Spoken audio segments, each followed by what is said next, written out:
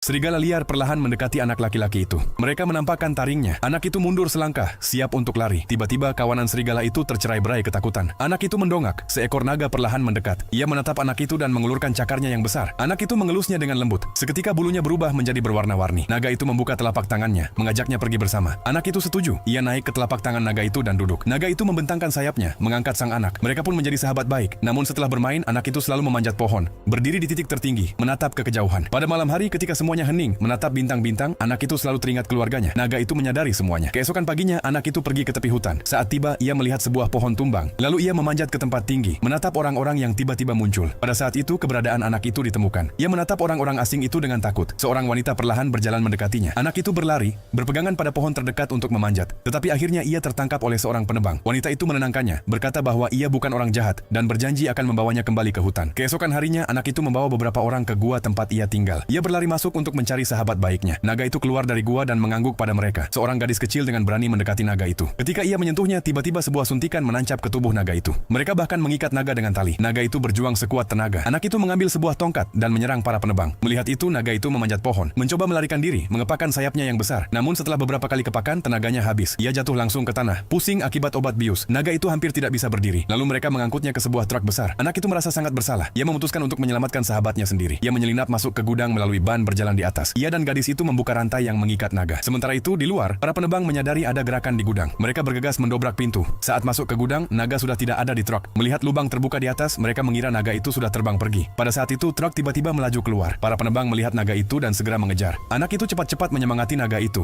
mendorongnya untuk mencoba terbang. Naga itu sudah pulih. Ia terbang lurus menuju jembatan. Naga itu kini benar-benar murka. Jembatan retak sedikit demi sedikit di bawah kobaran api. Anak itu memanjat balok baja dengan cemas, memohon naga itu agar tidak melukai mereka. Naga itu menatapnya dan berhenti menyerang. Tiba-tiba, jembatan itu runtuh. Naga dan kendaraan jatuh. Anak itu berlari ke tepi tebing, berteriak ke bawah dalam tatapan penuh harap semua orang. Naga itu langsung melesat ke atas. Keduanya berada di punggung naga. Akhirnya, kedua sahabat itu bersatu kembali. Naga itu menundukkan kepalanya kepada anak itu. Anak itu tanpa ragu memanjat ke atasnya. Wanita itu ingin menahan anak itu, tetapi naga itu langsung membawanya ke langit. Anak itu menoleh ke arah wanita itu dengan enggan.